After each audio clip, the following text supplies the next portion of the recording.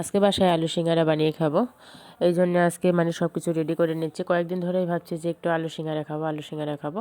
মায়ের বাড়ি আসলে আসলে নিত্য নতুন জিনিস খাওয়া হয়। আম্মুকে বললেই মানে আবদার করলেই সব কিছু রেডি হয়ে যায়। এই তো। আসসালামু আলাইকুম, সবাই কেমন আছেন?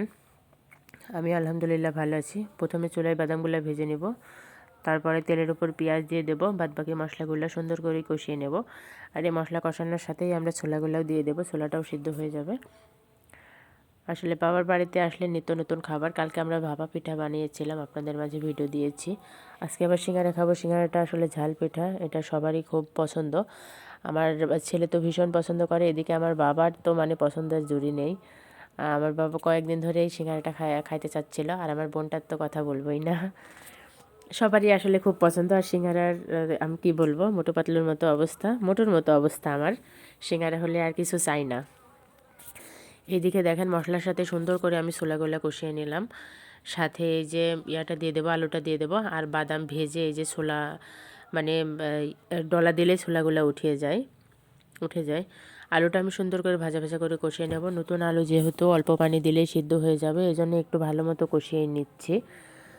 পরিমাণ মতো পানি দিব, যাতে বেশি সিদ্ধ না হয়ে যায়। আসলে এটা 80% হলেই হয়, সিঙ্গারার মধ্যে যেহেতু ভাজা হবে।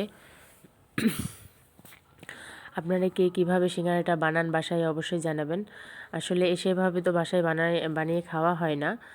আজকে বাবার বাড়িতে আসছি, এই জন্য বানানো হচ্ছে, খাওয়াও হবে। আর মানে বাজারের যেগুলা, ওইগুলাতে এত পরিমাণে খাওয়া হয় না। যদিও কয়েকটা খাওয়া হয়, 2-4টা খাইলে কিন্তু অ্যাসিডিটির সমস্যা হয়ে যায়। কিন্তু বাসায় বানিয়ে খাবেন, দেখবেন সেরকম কোনো প্রবলেম হবে না। এদিকে আমরা দেখেন আটা কেড়ে নিয়ে এসে মানে গরম পানি দিয়ে আমার আম্মু কাটছে আটাটা, তারপর সুন্দর করে ছেনে এই যে বানানো হচ্ছে। সিঙ্গারার শেপগুলো আমি দিচ্ছি, আর পুরটাও আমি ভরছি, আমার আম্মু শুধু বেলে বেলে দিচ্ছে। এদিকে দেখেন আমার পণ্ডিত মশাই গুনতিছে কটা সিঙ্গারা হয়েছে। ও সব কাজের প্রথমেই থাকে, মানে সব কাজের প্রথমেই থাকা লাগে ওর, মানে সব কিছুর ডিরেকশন দেয় আর কি। এইদিকে তেলটা গরম হয়ে গেছে, আমি একটা একটা করে সিঙ্গারা দিয়ে দেখবো যে তেলটা গরম হয়েছে কিনা। তেলটা গরম হয়ে গেছে বোঝা যাচ্ছে।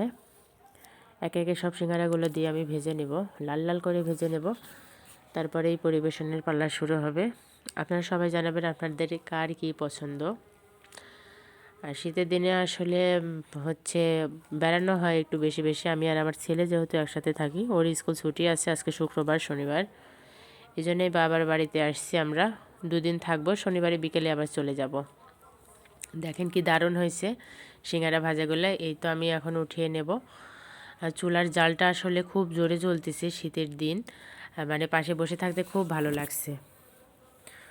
গরম গরম সিঙ্গারাগুলো আমরা উঠিয়ে নেব। আমার ক্যামেরাম্যানটা কিন্তু আমার ছেলে, দেখেন কি সুন্দর করে ক্যামেরা ধরে আছে। আমার ছেলেটাকে দিয়ে আমি মাঝে মাঝে ক্যামেরা ধরাই। আপনাদের বাসায় ক্যামেরাম্যান কে হয় অবশ্যই জানাবেন, যদি আমার পুরো ভিডিওটা দেখে থাকেন আপনারা। আর এই তো এখন আমাদের সিঙ্গারা ভাজা প্রায় শেষের দিকে, এখন আমরা সবাই মিলে একসাথে বসে খাবো। ধন্যবাদ সবাইকে। ভিডিওটা ভালো লাগলে অবশ্যই শেয়ার করে দিবেন।